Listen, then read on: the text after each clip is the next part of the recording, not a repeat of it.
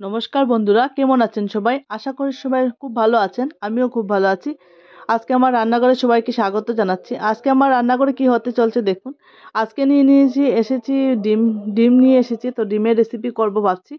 তো ডিম দেখে আমার ইচ্ছে হলো যে আজকে ডিমের দো পেঁয়াজা করব বা এগ দো পেঁয়াজা করব। খুবই একদম সিম্পল রান্না এবং এবং দারুণ দারুণ স্বাদের, একদম রেস্টুরেন্টের মতো আজকে রান্না করব।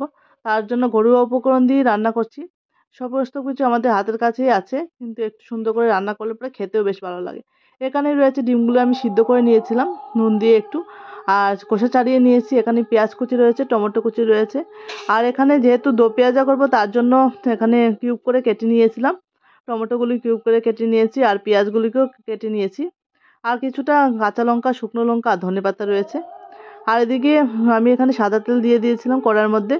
আর সাদা তেলের মধ্যে সামান্য একটু হলুদ আর একটু নুন দিয়েছিলাম।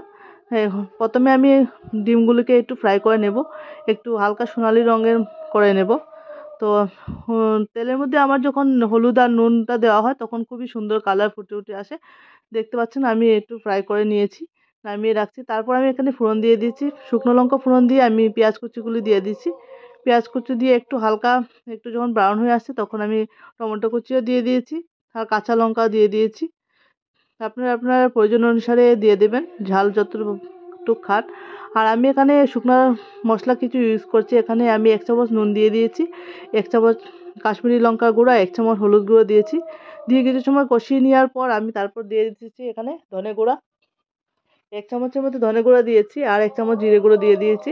দিয়ে মশলাটাকে ভালো করে কষিয়ে নিতে হবে।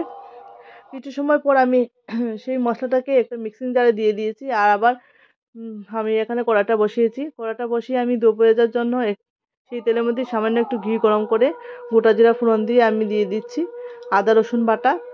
আর দিয়ে দিচ্ছি কিউব করে রাখা যে আমার টমেটো আর পেঁয়াজের কুচিগুলি। তারপর সেটার মধ্যে কসুরি মেথি দিয়ে আমি নামিয়ে রেখেছি।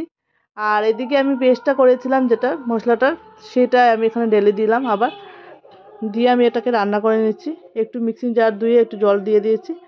আর সেই জলটাই ফুটে উঠলে আসলে ডিমগুলি দিয়ে দেবো। এবার এবার আমি দিয়ে দিচ্ছি যেগুলি আমি সেই মশলাগুলো কিউব করে রেখেছিলাম কেটে, সেই মশলাগুলি টমেটো পেঁয়াজ সেগুলো সমস্ত মশলাগুলি দিয়ে একদম ঢাকা দিয়ে একটু সময় ধরে এখানে হাতে নিয়ে আমি একটু ঢাকা দিয়ে রান্না করে নেব। কিছুক্ষণ পর আমি এখানে 1 চামচ গরম মশলা দিয়ে দিচ্ছি। আর সবশেষে এখানে নামানোর আগে একটু ফ্রেশ ধনেপাতা দিয়ে দেবো। দিয়ে আমি গ্যাসের ফ্লেমটা অফ করলাম। এই যে একদম রেডি হয়ে গেল আজকে আমার ডিমের দো পেঁয়াজা বা এগ দো পেঁয়াজা। ভীষণই টেস্টি একটা রেসিপি, একদম রেস্টুরেন্টের স্বাদে। সেটা ডিম, পরোটা, লুচি সব কিছুর সাথে ভালো মানায়। সাদা ভাত বা পোলাও সব কিছুর সাথে দারুণ লাগে খেতে। এই রেসিপিটা থাকলে জাস্ট জমে যায়। সত্যি একটা অনবদ্য রেসিপি। আপনারাও বাড়িতে ট্রাই করবেন এইভাবে, খুবই অসাধারণ লাগে খেতে।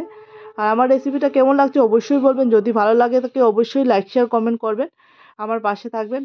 আর আমার চ্যানেলটাকে সাবস্ক্রাইব করে দেবেন যাতে নতুন নতুন রেসিপিগুলি চলে যায়। Thank you for watching.